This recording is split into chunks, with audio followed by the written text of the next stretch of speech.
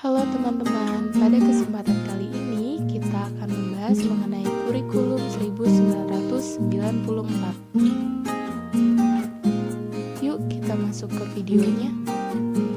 Yang pertama, kita akan membahas mengenai latar belakang kurikulum 1994. Kurikulum 1994 dilaksanakan berdasarkan Menteri Pendidikan dan Kebudayaan Nomor 060-U-1993 tanggal 25 Februari 1993. Kurikulum 1994 dibuat sebagai penyempurnaan kurikulum 1984 dan dilaksanakan sesuai dengan Undang-Undang Nomor 2 Tahun 1989 tentang Sistem Pendidikan Nasional.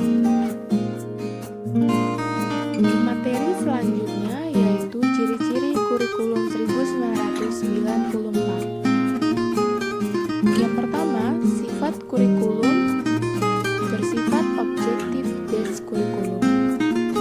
Yang kedua, pembagian tahapan pelajaran di sekolah dengan sistem catur wulan. Yang ketiga, pembelajaran di sekolah lebih menekankan materi pelajaran yang cukup padat, yaitu berorientasi kepada materi pelajaran atau isi. Yang keempat, kurikulum 1994 bersifat populis, yaitu yang memberlakukan satu sistem kurikulum untuk semua siswa di seluruh Indonesia. Yang kelima, pengulangan materi yang dianggap sulit perlu dilakukan untuk peningkatan pemahaman siswa. Yang keenam, guru hendaknya memilih dan menggunakan strategi yang melibatkan siswa aktif dalam belajar baik secara mental, fisik, dan sosial. Yang ketujuh, guru dapat memberikan bentuk soal yang mengarah kepada jawaban konvergen, divergen, dan penyelidikan. Yang kedelapan, dalam pengajaran suatu mata pelajaran hendaknya disesuaikan dengan kekasan konsep atau pokok bahasan dan pengembangan berpikir siswa. Dan yang terakhir, pengajaran dari hal yang konkret ke hal yang abstrak, dari hal yang mudah ke hal yang sulit, dan dari hal yang sederhana ke hal yang kompleks. Selanjutnya, terdapat 10 mata pelajaran pada kurikulum 1994 yang ada di SD dan SLTP, yaitu Pendidikan Pancasila dan Kewarganegaraan, Pendidikan Agama, Bahasa Indonesia, Matematika, Ilmu Pengetahuan Alam, Ilmu Pengetahuan Sosial, Kerajinan Tangan dan Kesenian, Pendidikan Jasmani dan Kesehatan, Bahasa Inggris, dan Muatan Lokal. Selanjutnya, kita akan membahas dokumen pada kurikulum 1994. Terdapat 3 dokumen. Yang pertama, landasan, program, dan pengembangan kurikulum. Kurikulum ini berlandaskan dari Undang-Undang Nomor 2 Tahun 1989 tentang Sistem Pendidikan Nasional. Yang kedua, GBPP atau Garis-Garis Besar Program Pengajaran, merupakan dokumen yang menjadi pegangan atau acuan bagi guru dalam merencanakan kegiatan belajar mengajar di kelas. Dan yang terakhir adalah pedoman pelaksanaan kurikulum.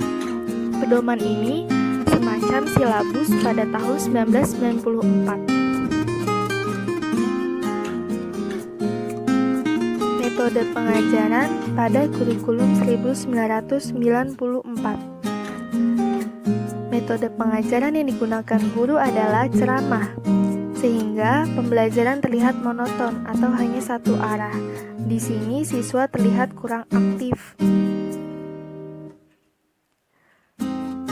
Guru di kelas dipandang sebagai sumber belajar yang utama. Di sini guru memiliki peran penting dalam pembelajaran di kelas.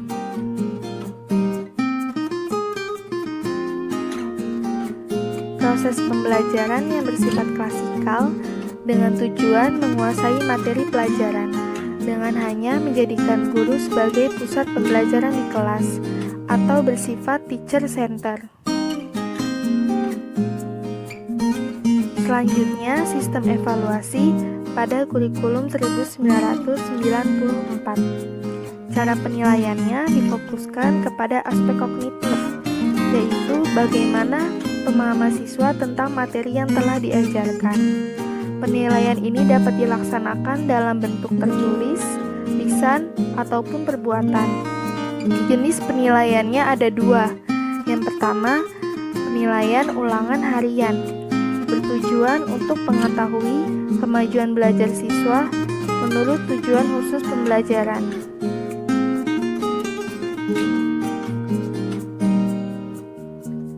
Lalu yang kedua, ada penilaian ulangan umum, bertujuan untuk mengetahui sejauh mana tujuan pembelajaran mengenai sejumlah bahan kajian tertentu dan sesudah rentang waktu tertentu.